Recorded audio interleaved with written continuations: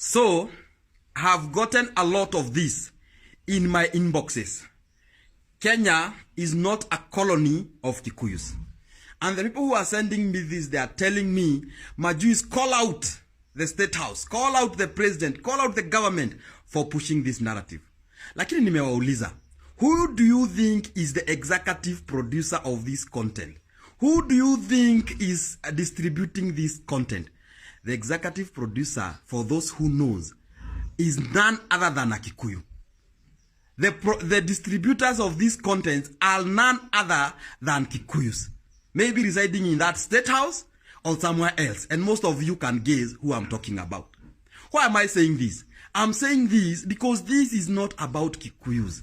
That's why the executive producers and the distributors are Kikuyus. This is a narrative, my friend, to take Kenyans back to their tribal cocoons. I told you when the Gen Z happened and they said that they were tribeless, that thing was pushing older politicians out of their trade. This is something that they have traded with Kenyans. They don't believe in saying these things. It is their trade. That's why every day nowadays, all the older politicians, when they are talking, they are saying, watajua Kenya si ya kabila moja, watajua sisi we cannot be alienated, watajua kabila yetu imeingia kwa serikali, watajua kabila yetu, because it's a game that has been played for the last 60 years. To put Kenyans in tribal cocoons so that we can have kingpins, watu ambao wanakula on behalf of their people, as their people suffer. Why do you think after every election, we don't have an economic agenda? Like we are coming to make sure agriculture works. We are coming to make Kenya an IT country. Why do you think every time it's about tunaleta wa Kenya pamoja? Tunaunganisha Kenya. Unaunganisha Kenya kama imewachana ama what usually happen? Tunataka kuunganisha wa Kenya wote. Tunataka kuunganisha even all the handshakes that have been happening. Tunataka kuunganisha wa Kenya. Even the recent one. Tunataka kuunganisha wa Kenya. Ni wa Kenya hawakuwa wameungana.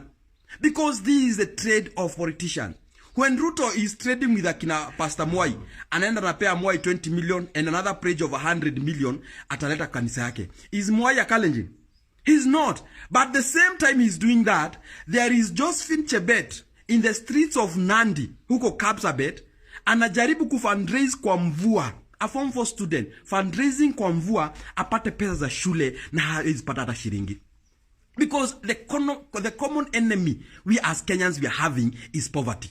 But the parents and the relatives of Josephine Chebet, during election wanakuja waambiwe, shida si poverty. Shida ni Wakikuyu, tunapigana na watu wengine huko. Na Wakikuyu wataambiwa, sisi tunapigana na watu wengine huko.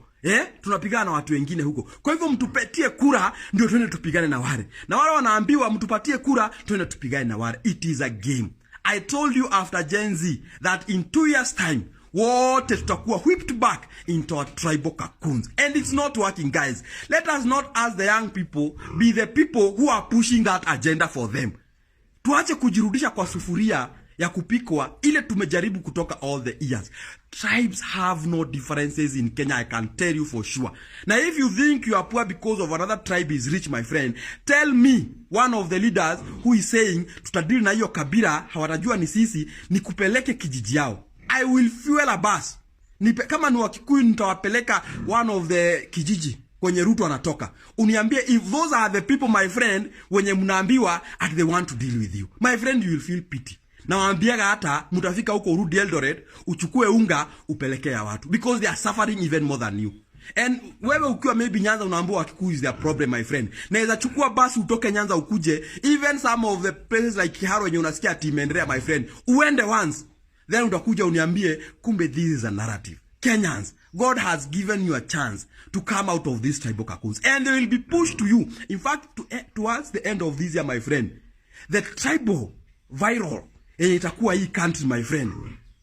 Utashangaa sana because the older politicians are determined to make sure Kenyans have gone back to their tribal cocoons so that they can be able to rule them. I'm telling you for free Kenyans, stop that nonsense. Unajua some of you hamuelewi ukabila ni nini. Ukabila is a demon. Have you realized for the last 2 weeks the issues that we used to talk, the issues that Kenyans used to articulate zimeenda chini kabisa. Kenyans are no longer talking about the SHA, They are no longer talking about the education ilikuwa imeenda. They have not talked about venye Auditor General alikuwa anasema pesa taxes zimeibiwa. They are not talking about issues again. Huku mpaka huku social media sasa imebaki this tribe against this tribe. And you think you people, that thing is by default. It is by design. It has been designed that all of you, that is the road mtafuata. You will forget about issues. And I have told you, by this year, my friend, mtakuwa mmeforget about issues. Itakuwa tu kutukanana online. Hii kabila na hii kabila na hii kabila. If Kenyans will not be wise enough to unravel this game, my friend, we are going back to the mediocrity yenye tumejaribu kutoka for a very long time. These issues now, unaona ati mtu akiandika kitu, wachana Wajaruo, wachana Wakikuyu, wachana Waluya, hatutatumia tena na hii kabila na hii kabila. We no longer talk about the issues that we used to talk 2 weeks ago. 3 weeks ago tulikuwa tunaongea issues. Ungeenda any social platform, kulikuwa na ma live jioni za kuongea issues. Sasa hizi jaribu ni hii kabila na hii kabila na hii kabila. It is by design. It is not by default that mmejikuta tu mnaongea hizo vitu. No, it is by design. It is designed that way. Na you are being fed that information. Ya hii kabila, sijui Kiambu kuna level hospitals ngapi, sijui Nyanza kuna level hospitals ngapi, kwani Nyamuoni, fungueni macho, hii kabila ndio shida. If we continue that load, I am telling you for free, at the end of this year, we are going back to the mediocrity. And it's okay. Because ukiambia Wakenya hivyo wasikii, they think they own this narrative ya hii kabila na hii kabila. You think you are a hero fighting for your tribe, but people are using you to fight the country called Kenya, and we'll all suffer the same fate as a community. But you think you are a hero from your community, you are fighting on behalf of your community. My friend, it is designed that way. Amjulizi mambo yote ya ukabila ilikuwa wapi 2 years ago? Where was it? Na imekuja tu sai at the right time. Kila mtu ni kabila. Sisi kabila yetu. Sisi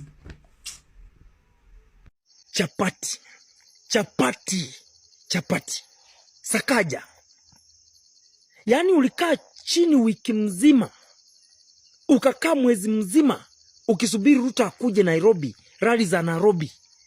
Ukaona with all these billions of money you have in the county government of Nairobi, ile kitu kubwa umekuja kuambia William RUTO eti unataka mashini ya kutengeneza chapati. Mashini ya kutengeneza chapati.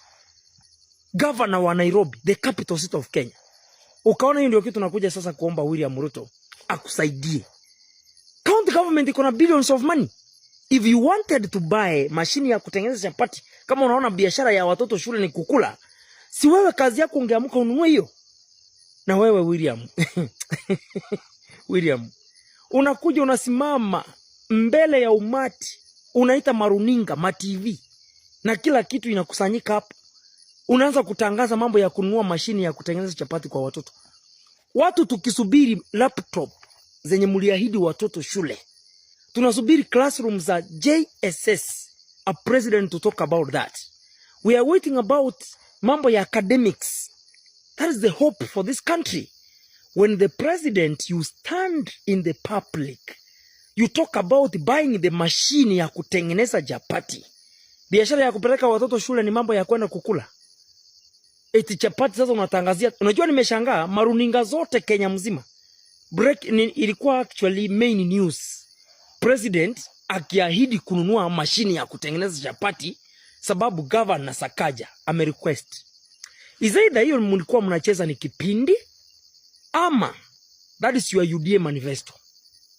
Buying a machine ya kutengeneza chapati. So Kenya mzima kila shule mnafaa kununua mashini ya kutengeneza chapati because that's the achievement. Hiyo ndio wazazi wa Nairobi, wa Mombasa, wa Kisii, wa Sinigishu wanataka. Watoto waende shule wakule. Kununua mashini. Unajua hata PS haizi ongea hiyo kitu. Hata waziri haizi zungumza hiyo kitu. Hata mwalimu mkuu wa shule haizi ongelea mambo ya chapati. Mashini ya kununua ya kutengeneza chapati. So kila mtoto ni kazi yake ni kwenda shule akule. Sasa kama president unaweza ongea hivyo. Tunaelekea wapi as a country? Kuna governor mwingine nimesikia alikuwa anakuitisha mortuary.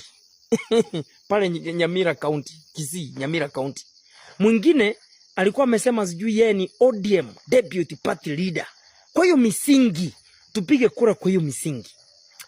Sasa William RUTO, wewe ni mwana UDA. Sakaja ni mwana UDA. Mnaongea jinsi ya kununua mashini ya kutengeneza chapati. Sasa tunaelekea wapi as a country? Kuna nchi hapa kweli? Are there issues in this country? Do we have hopes for our children? If this is what you can talk about, you didn't talk about the school fees. You didn't talk about the laptops. You didn't talk about additional teachers to schools to enable these kids. Ile ratio ya walimu against ratio ya walimu against the pupils or students. Walimu ni wachache. You didn't speak as president over the same. Ni mambo ya kutengeneza mashini ya kunuliwa kwa mashini ya kutengeneza chapati. Kenya we are far. Tuko mbali.